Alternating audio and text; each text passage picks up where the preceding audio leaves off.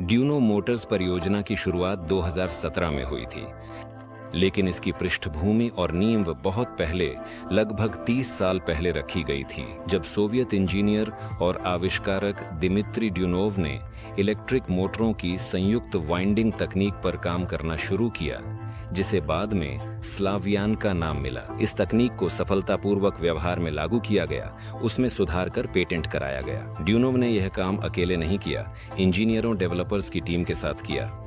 सालों की मेहनत में दिमित्री ड्यूनोव और उनकी टीम ने नवाचार तकनीकों के क्षेत्र में ज्ञान और अनुभव इकट्ठा किया। उन्होंने कई मोटर विकसित किए जो इलेक्ट्रिक ट्रांसपोर्ट, कृषि उद्योग और घरेलू उपयोग में लगाए जा सकते हैं।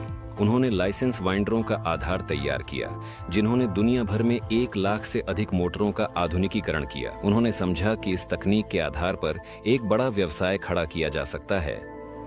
व्यवसाय के लिए जन वित्त पोषण मॉडल चुना गया और कंपनियां एलएलसी, सोवलमैश और सोलर ग्रुप बनाई गईं। पहली कंपनी व्यवसाय के क्रियान्वयन के लिए जिम्मेदार है, जबकि दूसरी निवेश जुटाने का काम करती है। संक्षेप में, ड्यूनो मोटर परियोजना है। जून 2017 में हमने वित्त पोषण शुरू किया और इसकी अवधारणा लोगों को बताई। रूस के निवेशकों ने जल्दी और हमारी अपेक्षा से अधिक सक्रियता से प्रतिक्रिया दी। कई इस तकनीक और दिमित्री ड्यूनो से परिचित थे, इसलिए उन्होंने परियोजना पर विश्वास किया और उसमें निवेश किया। 6 महीनों में हमारे साथ 2500 से अधिक निवेशक जुड़ गए और हमने लगभग $1 मिलियन का निवेश आकर्षित किया। हमें साझेदारों का समर्थन मिला। 700 प्लस लोगों ने साझेदारी समझौतों पर हस्ताक्षर किए। परियोजना आगे बढ़ाने लगे। 2017 में परियोजना की वेबसाइट पर व्यक्तिगत खाते शुरू किए गए। इस प्रकार सोलर ग्रुप निवेश प्लेटफॉर्म की नींव रखी गई। अब पारदर्शिता और सुविधा के साथ निवेश की संभावना है। स्लावियान का तकनीक से शोरूम खोला गया और मॉस्को में निवेशकों के लिए पहली कॉन्फ्रेंस हुई। निवेश से एलएलसी, सोवलमाश पहला उपकरण खरीदा गया, नई तकनीकें विकसित की गईं, इलेक्ट्रिक टूल्स के लिए अंडरकैरेज मोटर इंजन बनाए गए।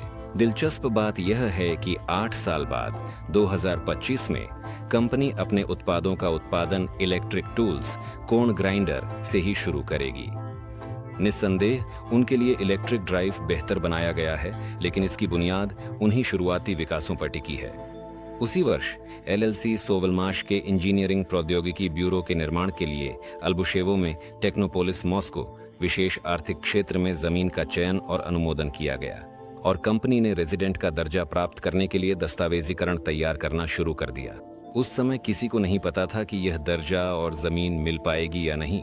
उम्मीदवारों का चयन बहुत सख्त था। 2017 का परिणाम यह रहा कि परियोजना को निवेशकों और साझेदारों से सक्रिय समर्थन मिला और आगे के विकास के लिए अच्छा प्रोत्साहन प्राप्त हुआ। यह स्पष्ट हो गया कि विचार और प्रारूप सही चुने गए थे।